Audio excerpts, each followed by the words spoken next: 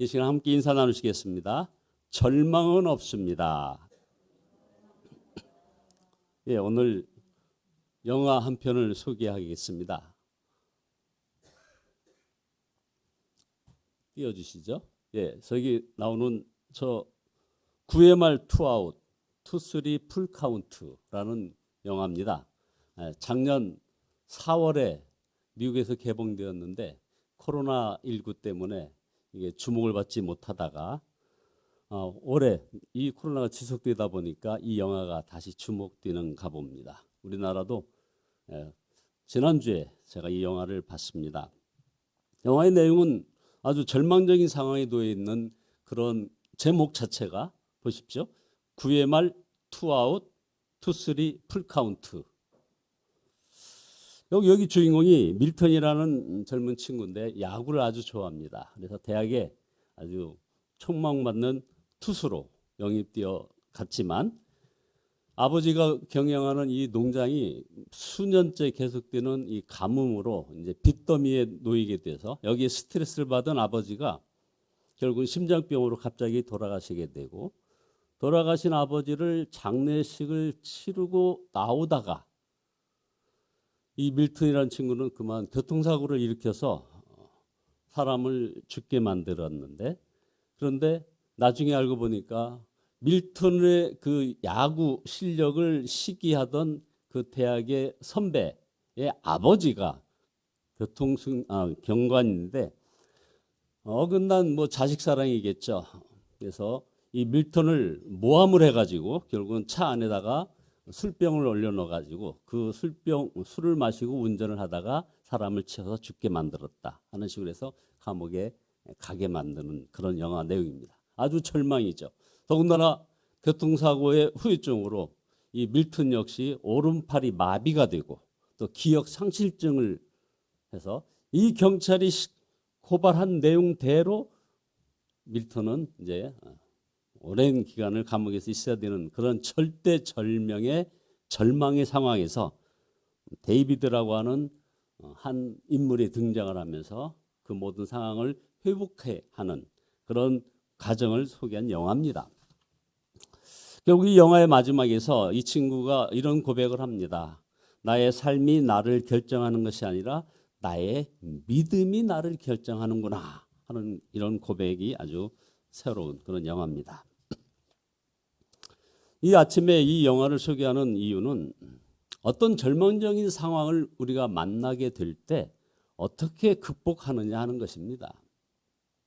오늘 시편 16편에서 다윗은 말할 수 없이 절망에 빠져 있음을 2절에서 구체적으로 보게 됩니다. 여호와여 내가 수척하였사오니 내게 은혜를 베푸소서.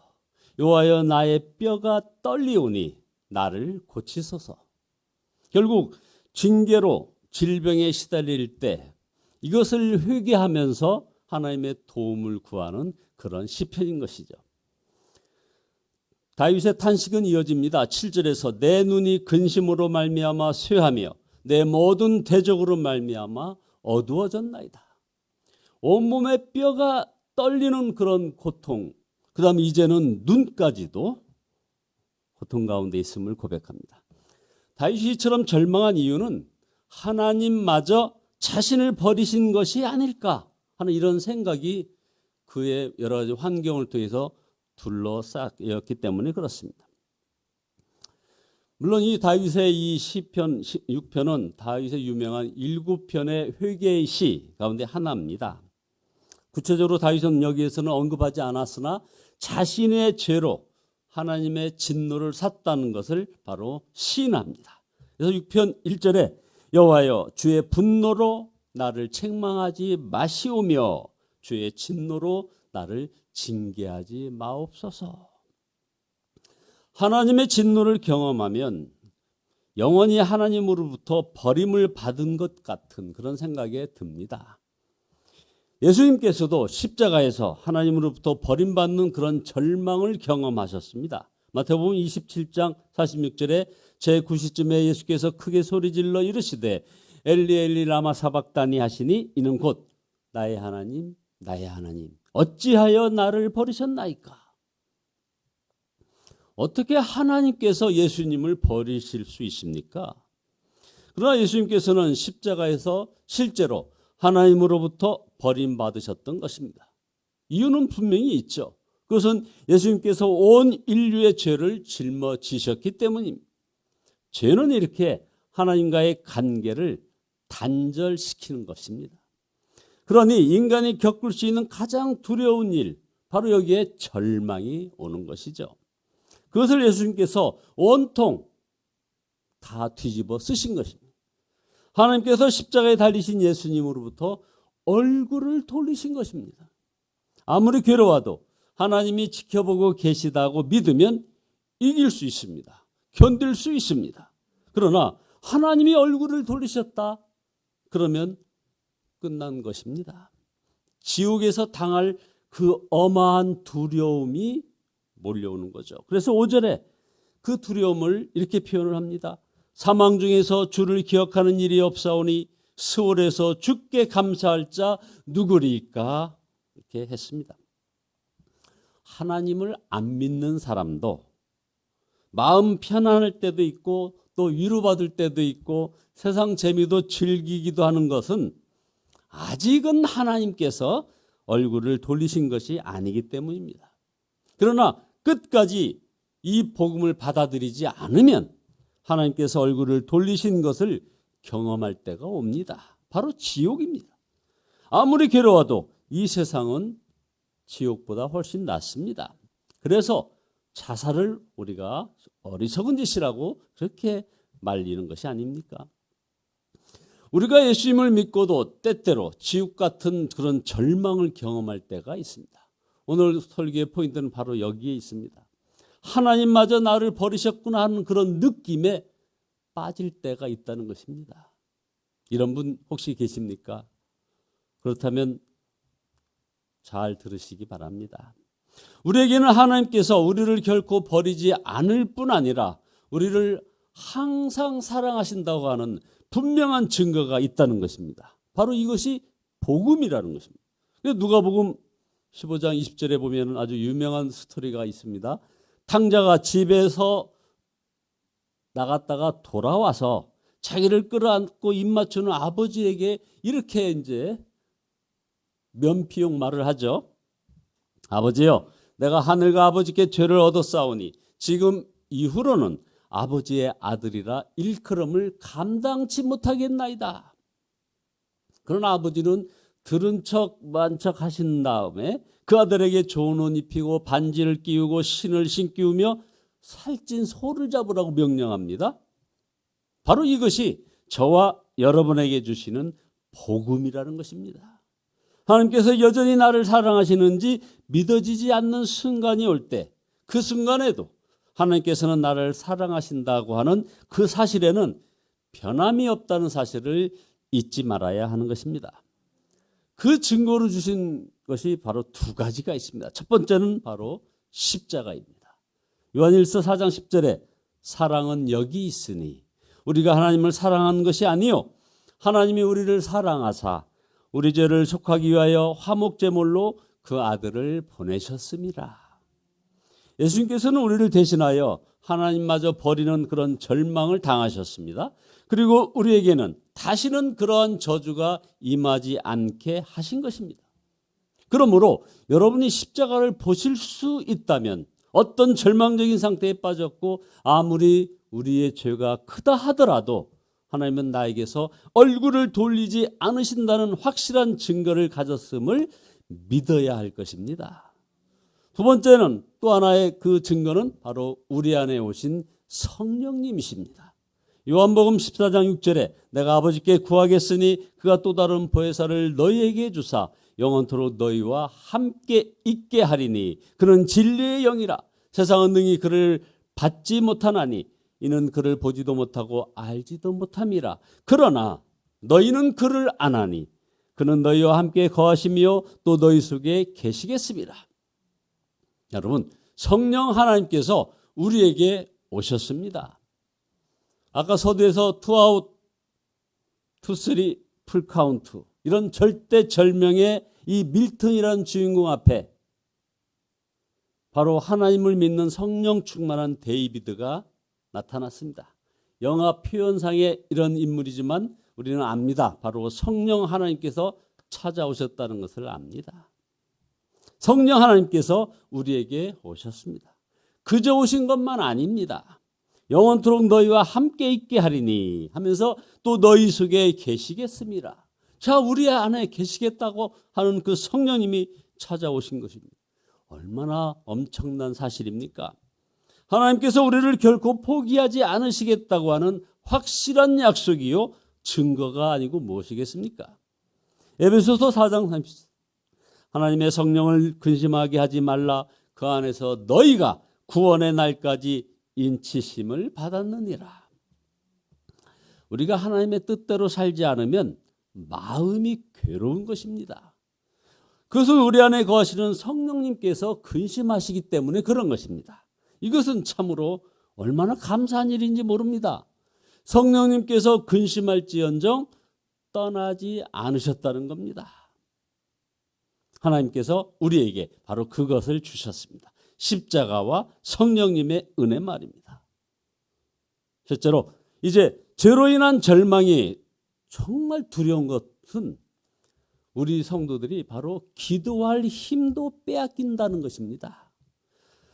그러나 상황이 절망적이고 하나님도 나를 버렸을 것 같은 때, 이때가 바로 우리가 기도해야 할 때가 아니고 무엇입니까? 다윗이 위대한 믿음의 사람이었다는 것은 그가 그 절망적인 상황에서도 기도하였다는 것입니다. 그래서 시편 6편 4절에 여호와여 돌아와 나의 영혼을 건지시며 주의 인자심을 인하여 나를 구원하소서 하면서 간절히 기도했음을 봅니다. 또 6절에는 내가 탄식함으로 피곤하여 밤마다 눈물로 내 침상을 띄우며 내 요를 적시나이다 하며 기도하였습니다. 그런데 기대밖에 응답을 받았다는 거 아닙니까? 8절에 악을 행하는 너희는 다 나를 떠나라. 여호와께서 내 울음소리를 들으셨도다. 여호와께서 내 간구를 들으셨으며 여호와께서 내 기도를 받으시리로다. 내 모든 원수들이 부끄러움을 당하고 심히 떨며 갑자기 부끄러워 물러가리로다.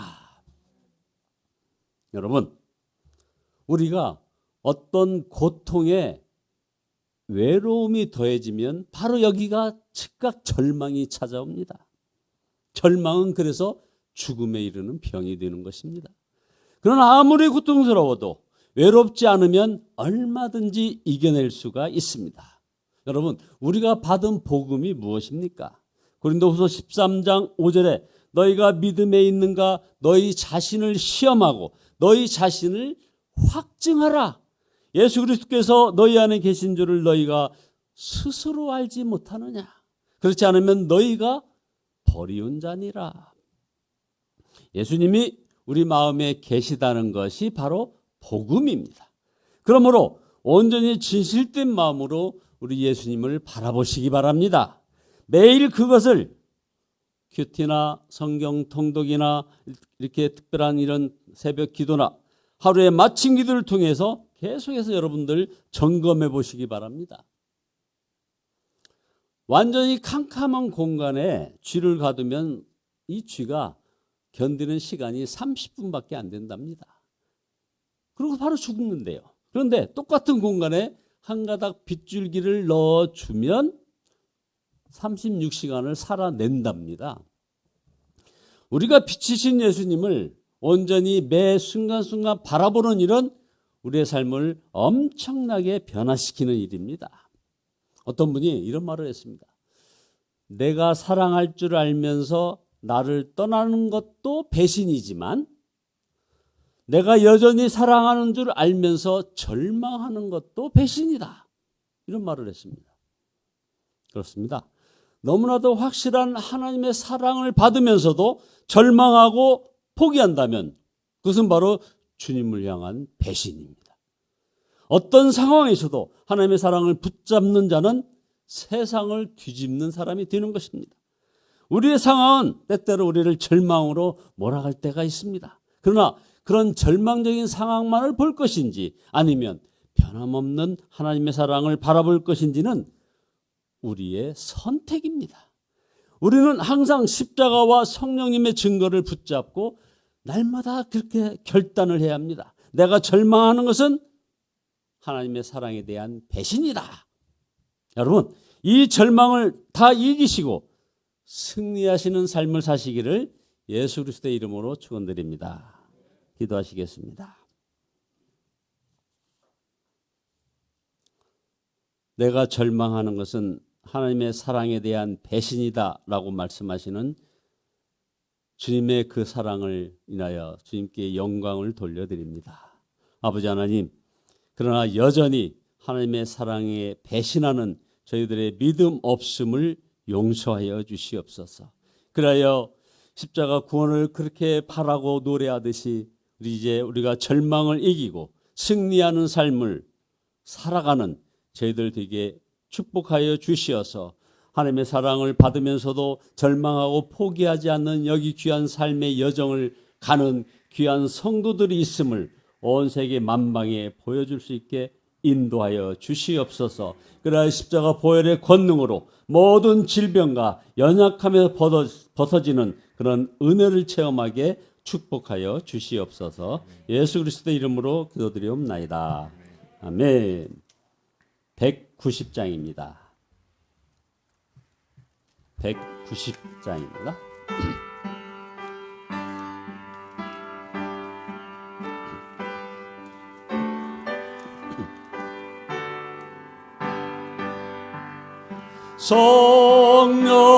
성령이여 강림하사 나를 감화하시고 애통하며 회개하마 충만하게 하소서. 예수여 비오니 나의 기도 들으사 애통하며 회개하마 충만하게 하소서. 성령이여 강림하사 그 신권능 주소서. 원하옵고 원하오니 충만하게 하소서. 예수여 비오니 나의 기도 들으사 애통하며 회개하마 충만하게 하소서. 4절입니다. 정케하고 위로하사 복을 받게 하소서. 충만하게 하시오니 무한 감사합니다. 예수여 비오니 나의 기도 들으사